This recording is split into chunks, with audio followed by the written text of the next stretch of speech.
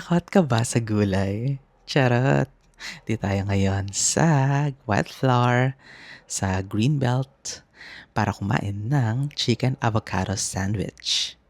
So, si chicken avocado sandwich ay isang buong tinapay na may para siyang seeds.